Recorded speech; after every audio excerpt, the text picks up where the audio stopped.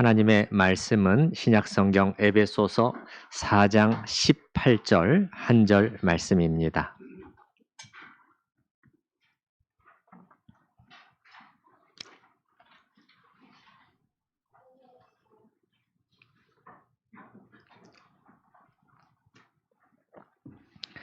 (4장 18절) 한 절 말씀, 저와 여러분이 함께 봉독하도록 하겠습니다. 그들의 총명이 어두워지고 그들 가운데 있는 무지함과 그들의 마음이 굳어짐으로 말미암아 하나님의 생명에서 떠나 있도다. 아멘. 오늘 설교 본문은 에베소서 4장 18절 이제 한 절이죠. 제가 성경 강해 설교를 해나갈 때 이런 경우는 사실상 없어요. 일부러 진도를 빨리 안 나가고 한 절 한 절의 내용을 더 늘려서 질질 끌면서 해야 되겠다고 이제 그렇게 생각하는 적은 사실 없죠. 여기 이 부분도 마찬가지입니다. 사실 17절부터 19절까지 맨 처음에는 한 주에 끝내려고 했고 그렇게 할 수 있을 것으로 생각했습니다. 그런데 설교를 준비해 나가는 과정에서 여기서 사도가 쓴 편지를 통해서 성령께서 우리에게 무엇을 말씀하고 계시는가 하는 것을 저 자신이 알아가면서 도저히 그렇게 나갈 수가 없어요.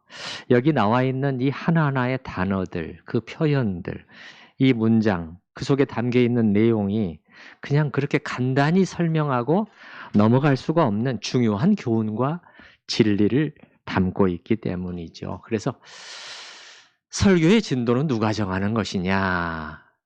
설교자, 설교하는 사람이 정한다기보다는 성경 본문이 정한다. 이렇게 말하는 것이 더 옳을 것 같습니다. 그래서 저는 앞으로 에베소서 강해 설교의 이 진도를 하나님께 맡기기로 했어요. 여러분도 그렇게 아시고 또 따라와 주시고요. 사실 빨리 끝내는 것이 뭐가 중요하겠습니까? 단 한 절 말씀이라도 제대로 깨닫고 제대로 붙들고 또 거기서 그 말씀을 따라서 우리가 움직일 수 있는 것이 가장 중요하겠죠. 자, 여기 말씀드린 것처럼 18절 말씀은 이방인들이 허망한 것을 있음이 아니라 없음을 쫓아가게 된 이유 두 가지를 말씀해 주고 있었죠. 지난주에 첫 번째를 봤습니다. 뭐였죠? 그들의 총명이, 그렇죠? 지성이, 그들의 보는 눈이 어두워져 있기 때문에 그렇게 되었다. 오늘은 두 번째입니다. 18절 맨 뒤입니다. 그들이 하나님의 생명에서 떠나 있기에 이렇게 허망한 것을 좇는 삶이 되었다. 이렇게 말씀하는 것이죠. 자, 그 부분을 먼저 보도록 하겠어요. 자, 하나님의 생명은 뭐죠? 사람의 생명이 아닌 하나님의 생명이잖아요. 사람이 가지고 있는 본래적이고 자연적인 생명이 아니라 새로이 하나님으로부터 주어진 하나님 자신의 생명이죠. 예수의 생명이라고 해도 똑같습니다. 이 생명은 사람의 영혼을, 육체뿐만 아니라 영혼을 살려내는 또 생명이죠. 그래서 낙심과 불안 속에서 때로 마음이 눌리고 처지고 힘들고 이런 가운데 있다가도 그 안에 하나님의 생명이 있는 사람들은 그 하늘의 생명, 땅의 생명이 아니라 하늘의 생명을 힘입어서 일어서서 다시 전진할 수 있게 됩니다. 자연적인 생명밖에 없었던 한 명의 자연인이 예수 그리스도를 구원받는 순간에 그의 안에는 이 하나님의 생명이 심어지게 됩니다. 심어지게 돼요. 이게 신학적인 용어인데요. 심어지게 돼요. 나무가 딱 심겨지는 것처럼 우리 안에 이 하나님의 생명이 착 장착이 되는 것이지요. 신학적으로 이것을 중생이라고 표현을 합니다. 이 참 생명이 그 안에 전혀 없는 사람을 성경은 어떻게 부르고 있지요? 죽었다고 부르죠. 죽은 사람이라고 부르잖아요. 겉으로만 살아있다는 거예요. 참된 생명은 없으니까 죽었다. 그래서 에베소서 앞에 2장 5절에도 허물로 죽은 우리를 그리스도와 함께 살리셨고, 허물로 죽어 있었다고 아주 애누리 없이 그렇게 표현하잖아요. 자, 죽은 그것을 오늘 이 상태를 오늘 18절 본문은 어떻게 표현하지요? 하나님의 생명에서 어떻게 되어 있다? 떠나 있다고 또 설명을 합니다. 떠나 있다는 것은 소외되어 있다. 아주 멀리 떨어져 있다. 그런 뜻이에요. 그들이 이 하나님의 생명에서 너무도 멀어져 있기 때문에 그 사람 안에서 영혼을 살려내는 하나님의 생명력, 이 움직임이 감지되질 않습니다. 그러니까 말하자면 어떤 일종의 탐지기를 이렇게 갖다 대도 바늘이 전혀 움직이질 않아요. 생명의 파동이 잡히질 않는 것입니다. 자, 이것이 두 번째 이유입니다. 이렇게 하나님의 생명에서 떠나 있기 때문에 그들은 허망한 것을 쫓아갈 수밖에 없게 되었다. 이걸 다른 말로 표현해 보면 생명이 없이 죽어 있기 때문에 죽은 것들을 쫓아갈 수밖에 없다는 거죠. 죽어 있기 때문에 죽은 것들의 냄새를 더 맡는 거예요. 여러분, 생명은 생명을 냄새를 맡습니다. 생명은 생명을 알아보고 감지하고 그것을 발견하고 그것을 따라가게 돼 있어요. 근데 이게 없잖아요. 그러니까 이렇게 죽어 있잖아요. 그 죽음은 자기와 동질의 것을, 죽어 있는 것들을, 그 허망한 것들을 따라가게 되어 있습니다. 그래서 이제 이것이 두 번째 중요한 이유예요. 두 번째 이유로 우리에게 밝혀주고 있는 이유인데, 그러면 이제 그 다음에 우리가 물어야 될 것은 그들은 왜 이렇게 됐냐는 거예요. 왜 이렇게 그들은 하나님의 생명에서 떠나 있게 되었느냐? 왜 이런 상태에 떨어지게 되었느냐? 라고 묻는다면 우리는 어떻게 답을 할 수 있을까요? 그 하나님의 생명에서 왜 떠나 있게 됐냐? 그러면 우리가 언뜻 생각나는 답은 하나님께서 그들에게 새로운 생명을 주시지 않았으니까 그런 거 아닌가요? 그들을 새롭게 살려주시지 않았으니까 이렇게 된 거 아닌가요? 물론 틀린 답은 아니에요. 틀린 답은 아니에요. 그러나 이거는 두 번째, 나중 2차적인 것입니다. 그러니까 하나님께서 살려주신다, 생명을 주신다, 이거는 말하자면은 구덩이에 빠진 사람을 건져내주시는 것이거든요. 근데 오늘 여기 본문에서 말씀하는 것은 이에 앞서 1차적으로 왜 이렇게 구덩이에 빠지게 되었느냐. 그걸 말해주고 있습니다. 다른 비유로 설명하면 치료는 두 번째고 왜 탈이 나게 됐냐는 거죠. 자, 우리 몸을 한번 생각해 보십시다. 자, 우리 몸에 병이 났는데 그렇게 될 수밖에 없는 삶의 습관을 계속 유지해 왔다면 하루가 멀다 하고 술을 마셔대고 또 취하고 담배에 쩔어 있고 몸에 안 좋은 음식을 계속해서 먹고 운동은 전혀 하질 않고 이렇게 해서 몸이 망가졌다면 그 원인은 의사한테 있는 건 아니죠. 1차적으로 자기 자신 안에 있는 거잖아요. 나중에 의사가 고쳐주고 안 고쳐주는 건 그건 2차적인 문제예요. 오늘 본문이 그걸 말해주고 있습니다. 이 1차적인 이렇게 하나님의 생명에서 떠나 허망한 것을 쫓아가게 된 1차적인 원인과 책임이 인간 자신에게 있는 그것을 밝혀 보여주고 있습니다. 한번 18절 말씀 보실까요? 그들의 총명이 어두워지고, 그건 지난번에 봤죠. 이제 오늘 두 가지 이유라는, 이것 때문에 그들은 하나님의 생명에서 떠나 있게 되었어요. 첫 번째는 그들 가운데 있는 무지함 때문에, 이거 첫 번째 이유고요.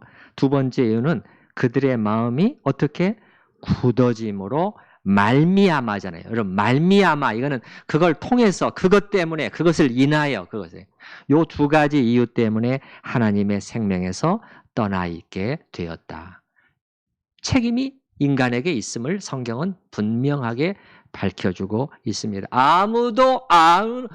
어느 인간도 의사가 나를 고쳐주지 않았기 때문에 그렇게 내가 이렇게 됐습니다. 그렇게 변명할 수가 없게 됩니다. 이제 이 두 가지를 하나씩 살펴보도록 하겠습니다. 첫 번째는 무지함인데요. 무지함. 따라서 해보십시다. 무지함. 자, 근데 그 앞에 수식어가 붙어 있습니다. 수식어가 어떻게 붙어 있냐면 그들 가운데 있는, 그들 안에 있는 요 수식어가 붙어 있거든요. 그냥 이렇게 해도 되잖아요, 여러분. 그들의 무지함과 이렇게 해도 되잖아요. 근데 원어에도 이렇게 표현되어 있어요. 그들 안에 있는 이 단어도 일부러 넣어놓은 것 같아요. 그들 안에 계속 있는 이죠. 그들 안에 머물러 있는, 그들의 내면에 있는. 사도 바울이 이렇게 표현한 것은 그들 안이잖아요. 안. 그들의 무지함이 피상적인, 겉으로만의 어떤 것이 아니라 그들 안에 깊이 박혀서 그 다음에 계속 있는 것이에요. 머물러 있는. 그래서 하나의 틀이 되어버린 무지함임을 말해주려고 이런 표현을 쓰지 않았나 생각해 보게 됩니다. 우리가 그리스도 밖에 있는 사람들에게, 이방인들에게 당신은 무지하다 이렇게 말을 하면은 무슨 대답이 돌아올까요? 내가 무지하다고? 아니, 내가 얼마나 많이 알고 있는데. 내가 무식해? 내가 책을 몇 권을 썼는데. 참 기가 막히는구만. 무식한 건 당신이잖아. 당신네들이잖아. 이런 대답을 우리는 듣게 될 것입니다. 그럴 때 우리가 그들에게 해줄 수 있는 말은 뭘까요?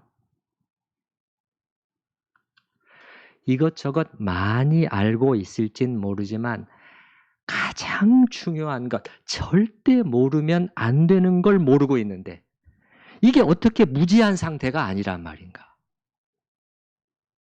가장 중요한 것을.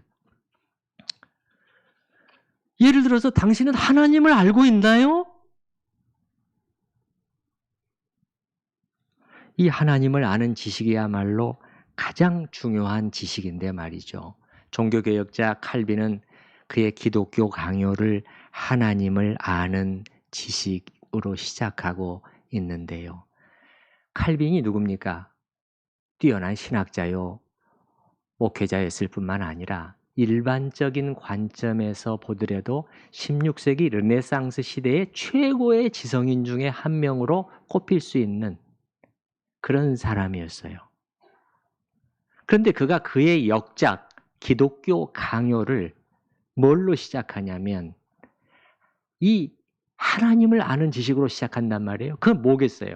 이 신지식이야말로 최고의 지식이라는 거예요. 모든 자연적인 지식, 과학적인 지식, 사회적인 지식, 모든 정보를 다 인간이 가질 수 있는 그런 지식 중에서 최고의 탑에 딱 정점에 놓여 있는 것이 이 하나님을 아는 신지식이다. 이것 때문에 여기서 출발하게 되는 것이죠. 이걸 모르면서 뭘 안다고 하느냐? 그런 얘기 아닙니까? 그래서 절대 모르면 안 되는 이 대상, 당신은 하나님에 대해서 뭘 알고 있습니까? 뭘 알고 있죠? 하나님이 계신다는 것을 알고 있나요? 그다음 계신다는 것을 안다면 그분이 어떤 분이신가를 조금이라도 알고 있나요? 그 하나님이 무엇을 기뻐하시고 무엇을 불쾌해하시는가 그것도 알고 있나요? 하나님의 여러 가지 속성들을, 예를 들어서 하나님의 영원하심에 대해서 뭔가 알고 있나요? 영원하심이 뭐죠? 하나님이 그냥 영원히 끝없이 계속해서 그렇게 존재하신다는 뜻인가요? 그게 아니죠. 그게 아니죠. 모든 존재들이 시간 안에 갇혀 있잖아요. 시간을 벗어날 수 있는 사람이 있어요? 무슨 타임머신이다 어쩌고 지금 상상의 나래를 펴보지만 그 역시 시간 안에 갇혀 있는 거죠. 그러나 하나님만 홀로 시간 밖에 계신다는 거예요. 시간을 완전히 초월해 계시는 분이시다. 이게 하나님의 영원하심이라는 의미예요. 그렇기 때문에 성경은 이걸 이렇게 표현하지는 않지만, 신학적인 용어로 표현하지는 않지만 어떤 식으로 표현을 합니까? 주께는 이 지나간 1000년이 밤의 한순간 같을 뿐입니다. 여러분, 1000년 전이면 우리나라에서 언제입니까? 통일신라 말기 고려시대 초기 정도 될 것입니다. 그때서부터 지금 고려시대와 조선시대와 구한말을 거쳐서 일제시대를 거쳐서 지금까지 이 기간 동안에 얼마나 많은 사람들이 살다 갔으며 얼마나 많은 사건이 일어났으며 얼마나 많은 일들이 있었습니까? 그런데 그 긴 기간이 하나님께는 밤의 한 순간 같을 뿐입니다. 왜 그렇죠? 하나님은 시간을 초월해 계신 영원하신 하나님이시기 때문에. 이러한 하나님을 당신은 알고 있습니까? 또 하나님이 얼마나 거룩하신 분이신지, 티 없이 순결하신 그 거룩성을 알고 있습니까? 하나님의 측량할 수 없는 사랑과 자비를 조금 전에 기도하신 것처럼 특별히 아들의 십자가 사건을 통해 나타난 하나님의 측량할 수 없는 그 긍휼을, 죄인들을 불쌍히 여기신 그것에 대해서 알고 있습니까? 전혀 몰라요. 캄캄합니다.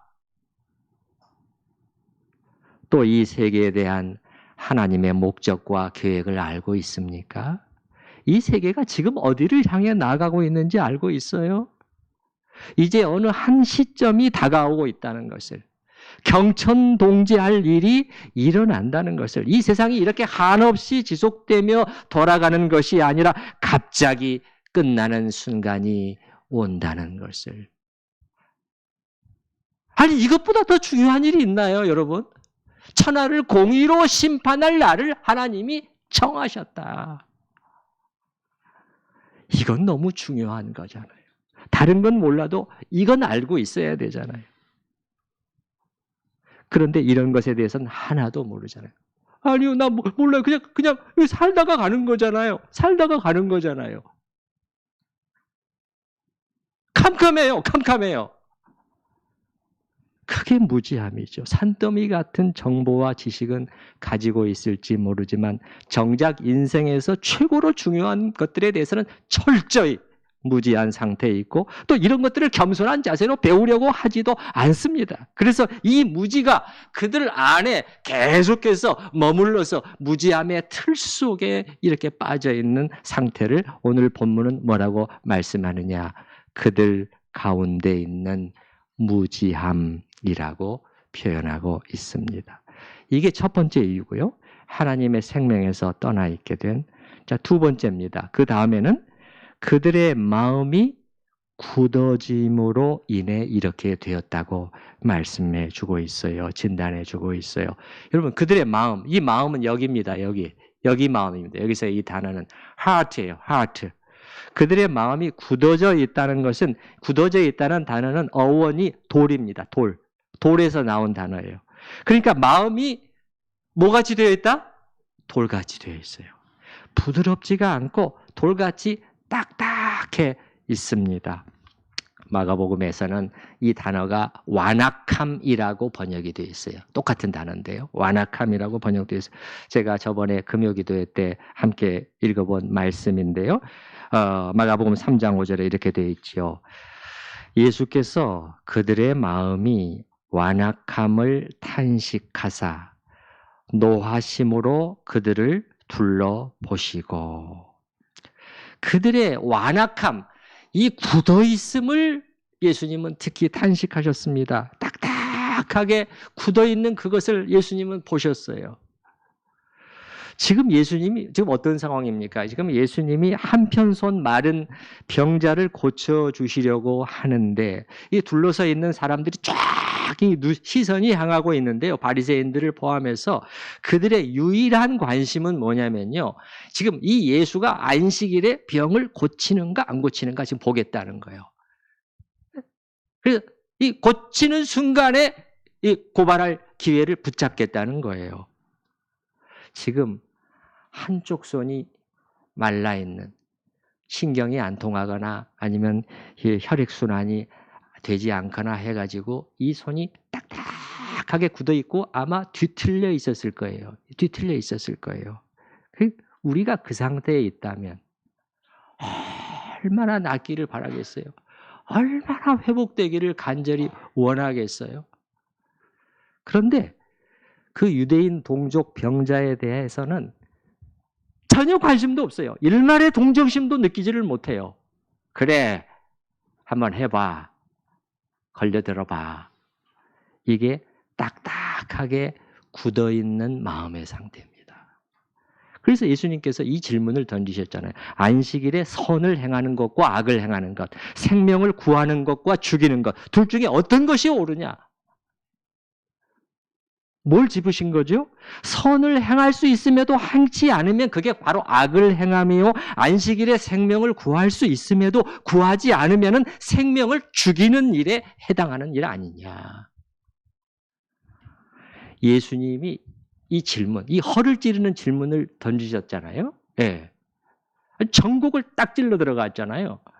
근데 성경에 보면 그들이 반응이 뭐냐면 성경에 보면 이 질문을 던지셨을 때 그들이 잠잠하거늘 반박할 말은 없어요. 반박할 말이 있으면 당장 튀어나왔을 것입니다. 막 속사포처럼 쏟아냈을 것입니다. 할 말이 없거든요. 그러니까 반박할 말은 없는데 인정하기는 싫어요. 뭐죠? 자기 마음을 거기에다가 옮겨놔야 되는데 자기 마음을 고집하고 있는 거예요. 그래서 그들이 잠잠했다. 대답하지 않겠어. 이런 거잖아요. 그들의 표정을 저는 나름대로 한번 상상을 해봤어요. 대답하지 않겠어. 인상을 팍 쓰면서 아마 눈을 감고 입이 이렇게 돼가지고 그렇게 돼 있었을 것 같아요. 이에 예수님은 성경에 보면 그들의 마음이 완악함을 탄식하셨다. 탄식하신다는 탄식이라는 단어는 슬퍼한다는 단어예요. 이 땅에 찾아오신 하나님의 아들의 마음속에 슬픔이 차올랐습니다. 어떻게 이럴 수 있단 말이냐. 그 완악해진 마음이 도대체 어디까지 갈 수 있느냐는 거예요. 그 순결하고 온유하신 마음에 큰 상처를 받으셨습니다. 그리고 그 다음에는 노하심으로 그들을 둘러보셨다. 예수님의 표정과 눈빛을 상상해 보시기 바랍니다. 그 슬픔과 거룩한 분노로 한 사람 한 사람을 둘러보게. 그 완악해진 마음, 그 완악해진 얼굴, 그 딱딱하게 굳어진 그 표정, 조금도 흔들리지 않는, 예, 이게 그들의 마음의 완악함인데 이게 오늘 18절에서 나온 그들의 마음이 굳어져 있음, 이런 뜻이라는 것입니다. 이 굳어짐이란 단어 속에는 사람이 어떻게 해서 이렇게 되는 것인가? 또 어디까지 갈 수 있는 것인가? 참 무서운 현상인데요. 사실은 무서운 현상이에요. 이 어떤 의도성이 깃들어 있어요. 실수로 그렇게 된 것이 아니라 고의로 자꾸 마음을 그쪽으로 끌고 가는 거예요. 그쪽 방향으로 끌고 가는 상태예요. 그러니까 죄를 짓고 자기 안에서 어떤 소리가 일어나잖아요. 예, 어떤 그 부딪힘이 일어나잖아요. 전쟁이 생기죠. 처음에는 넌 잘못하고 있어. 그런 생길 때마다 의도적으로 눌러버립니다. 그래서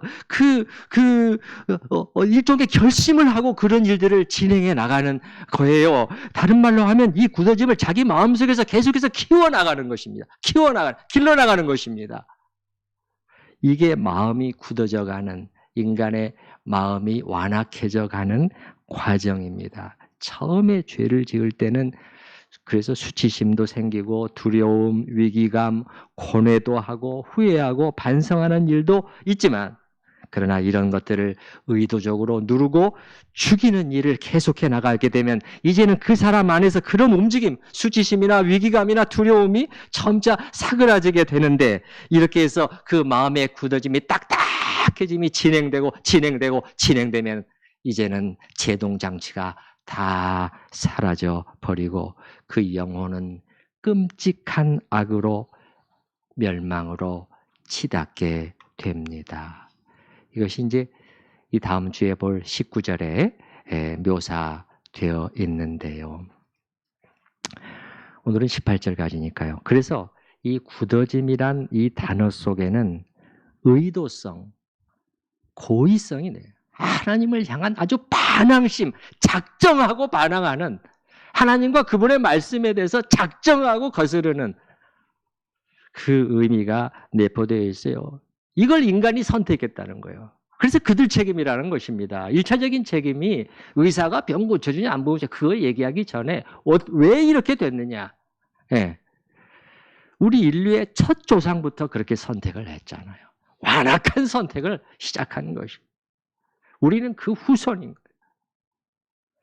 그래서 하나님의 생명에서 떠나 있게 되었다. 18절 말씀 그겁니다. 그래서 중간 정도 그들의 마음이 굳어짐으로 말미암아 하나님의 생명에서 떠나 있도다.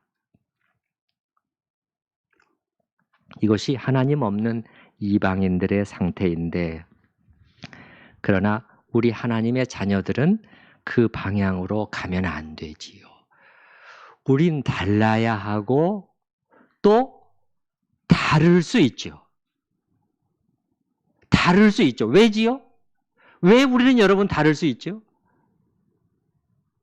자, 여기서 교리가 다시 나옵니다. 우리가 이렇게 다를 수 있는 근거가 뭐냐는 거예요. 근거가 뭐죠? 이유는 하나님께서 우리 마음속에서 이 굳은 마음을 제하시고 부드러운 마음을 주셨기 때문이에요. 여러분 그거 알고 있습니까?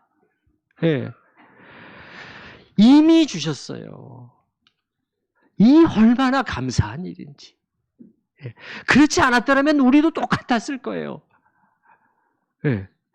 이게 우리가 회심했을 때, 예수 믿고 거듭났을 때 일어난 일 아닙니까? 하나님께서 우리 속에서 굳은 마음을 제해 주시고 부드러운 마음을 주셨기 때문에 우리가 회개하고 복음을 받아들이고 하나님 앞에 무릎을 꿇게 된 거지요.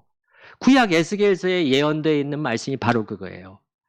이게 예수 그리스도 안에서 있을 일에 대해서 예언해 놨잖아요. 그래서 신약에서 에스겔에서 이 말씀을 인용하잖아요.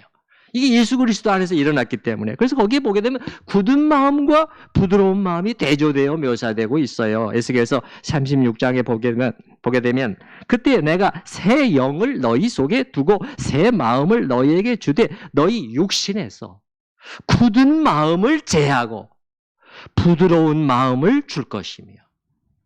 이거잖아요. 이 일이 저와 여러분에게 일어났어요. 믿으십니까? 부드러운 마음, 연들연들한 마음이죠. 느낄 수 있는 마음이죠. 반응할 수 있는 마음이죠. 하나님께서 이 마음을 우리에게 주셨어요. 이게 예수 그리스도 안에서 우리에게 일어난 일인데. 자, 이렇게 그래서 우리는 다를 수 있다는 거예요. 다를 수 있음의 근거가 확실해요. 그래서 우리는 이런 근거를 가지고 있고 커다란, 사실은 엄청난 변화를 거친 사람들이지만 그래도 경계의 끈을 늦추면 안 된다. 이게 사도가 그 얘기를 지금 하고 있는 거거든요. 조심해야 돼. 우리는 잘못될 수 있는 위험성으로부터 완전히 자유로운 존재들이 아니죠. 하나님이 주신 이 부드러운 마음, 여러분 안에 있는 이 부드러운 마음을 계속해서 갈고 닦고 키워나가지 않으면 우리는 언제든지 이 마음에, 여기 나와 있는 이방인들의 그 마음의 굳어짐, 완악한 마음으로 회개할 수 있는 가능성을 지닌 사람들이거든요. 바로 그렇기 때문에 여기 본문에서 사도가 에베소 교인들에게 계속 강하게 아주 강력하게 경고성 권면으로 그렇게 시작하고 있는 걸 우리가 보지 않았습니까? 너희 둘레 이방인들을 본받고 다시 말해서 너희 옛 삶의 방식으로 돌아가는 것. 이거야말로 너희가 절대 용납해서는 안 되는 일이다. 느낌표죠. 느낌표. 17절 맨 뒤에 봤잖아요. 우리가 17절 맨 뒤에 너 이방인이 뭐뭐뭐 함같이 행하지 말라. 모두에 이렇게 시작했죠. 그러면서 그 본받지 말아야 할 이방인의 삶의 방식 중에 하나로 오늘 본문에서는 마음의 굳어짐을 언급하고 있어요. 우리도 이렇게 될 수 있다는 거예요. 우리도 이 삶으로 돌아갈 수 있다는 거예요. 절대 안전장치가 확보됐다고 그렇게 생각한다면 오해라는 거죠. 이 굳어짐이라는 단어가 이전 번역 성경에서는 강팍함, 여러분 많이 들어보셨죠? 똑같은, 거의 비슷한 뜻이에요. 같은 단어는 아닐지 모르지만 강팍함이라는 단어로 자주 표현되어 있었죠. 예를 들어서 히브리서 3장 13절에 보게 되면 너희 중에 누구든지 죄의 유혹으로 강팍해 됨을 면하라. 너희 중에 신자들을 향해서 하는 말이에요. 너희들도 이렇게 강팍하게 다시 돌아갈 수 있다는 거예요. 죄의 유혹으로, 죄의 시험을 받아서 다시 그렇게 돼버릴 수 있다. 조심하고 조심해라. 그 말씀을 주고 있는 거지요. 최근에 우리 교회 성도 한 분이 편지 하나를 저에게 건네주신 적이 있었는데 그 내용 중에 이런 것이 있었어요. 지난 1월 8일 설교를 듣고 제 마음이 그만 으스러졌습니다. 1월 8일 설교 사랑 안에서 스스로 세우느니라. 이 설교를 듣고 그분의 마음이 으스러졌다는 것입니다. 그동안 교회 안에서 사랑 없이 비판만 앞섰던 자신의 모습이 적나라하게 드러나면서 마음이 부서진 정도가 아니라 으스러졌다고 표현을 하셨는데 이 단어가 저에게는 인상적이었어요. 어떻게 이렇게까지 될 수 있지? 이 편지를 읽고서 물론 저도 기쁘고 감사했지만 무엇보다도 그분에게 지금 복이, 참된 복이 임하고 있구나 하는 생각이 바로 들었죠. 딱딱한 마음이 물러가고 포드라운 연한 마음의 상태가 되는 복 아닙니까? 어떻게 자신의 문제점을 이렇게 뚜렷이 보고 다 제 교만이었습니다. 이렇게 다 인정하면서 이제까지의 모든 고집을 내려놓은 채 하나님 앞에 엎드려 순종을 다짐할 수 있단 말인가? 목사인 저도 잘 안 되는데요. 사실 이건 성령의 역사가 아니면 어려운 일이죠. 그렇기 때문에 기도해야 되는 것입니다. 진지하게 기도해야 되는 것이에요. 큰 소리 치지 말고 마음이 굳어짐으로 향해 가는데 내버려 두지 말고 몸부림치면서 주여 깨워주소서. 아니 으스러뜨려 주시옵소서. 여러분 딱딱하게 굳어지는 마음이 아니라 부드러운 마음이 되는 은혜가 저와 여러분 우리 모두에게 있을 수 있기를 바랍니다. 우리 들은 말씀을 생각을 하면서 하나님 앞에 또 우리 자신을 돌아보고 우리 자신을 위해서 또 우리 공동체를 위해서 함께 기도하는 시간을 갖도록 하겠습니다.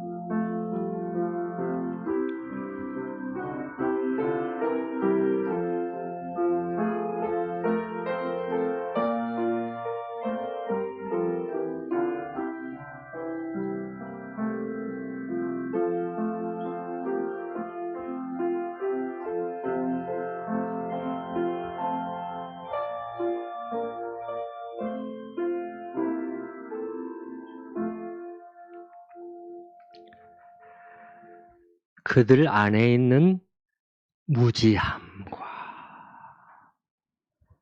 주님, 저희도 사실은 그런 무지함 속에 있었는데 하나님께서 진리의 빛을 비춰 주셔서 알게 되었습니다.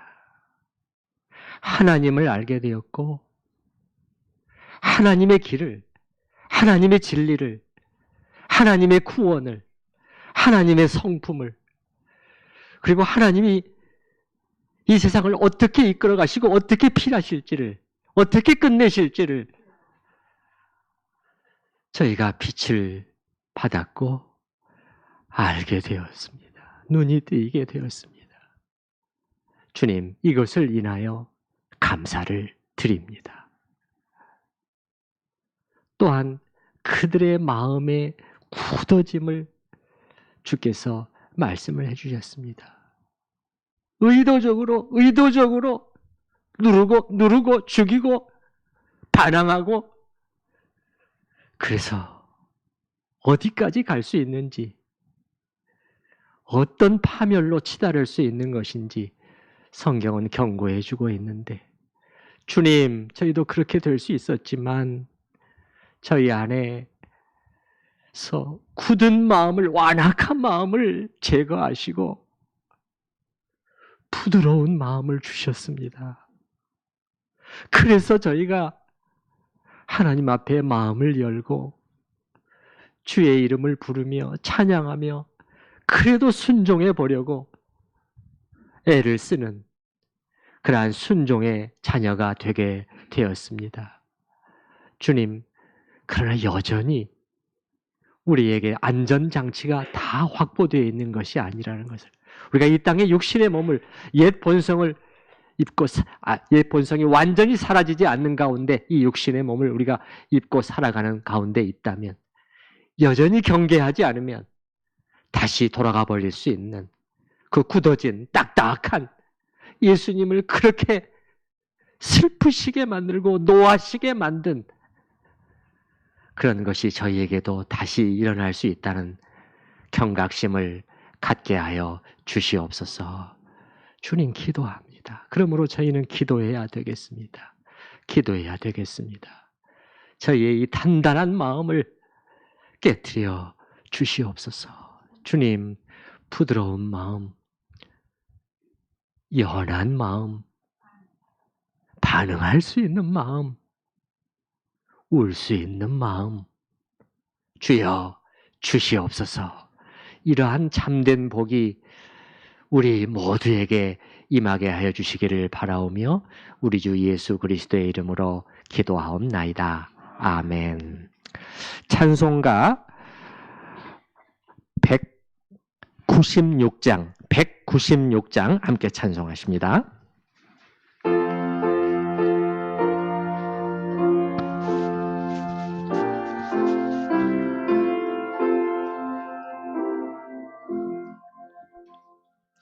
성령의 은사를 나에게 채우사 주님의 사랑 본받아 나 살게 하소서.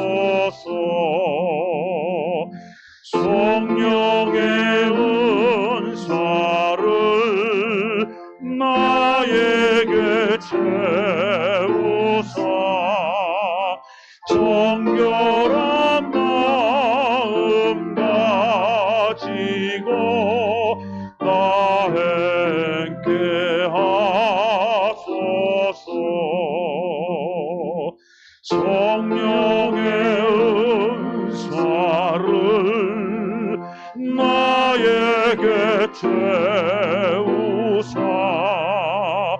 더러운 세상 탐욕을 다 태워 주소서.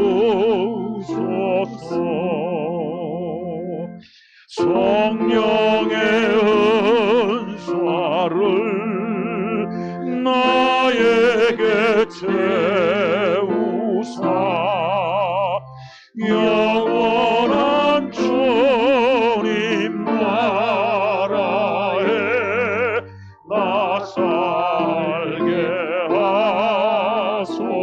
주옵소서.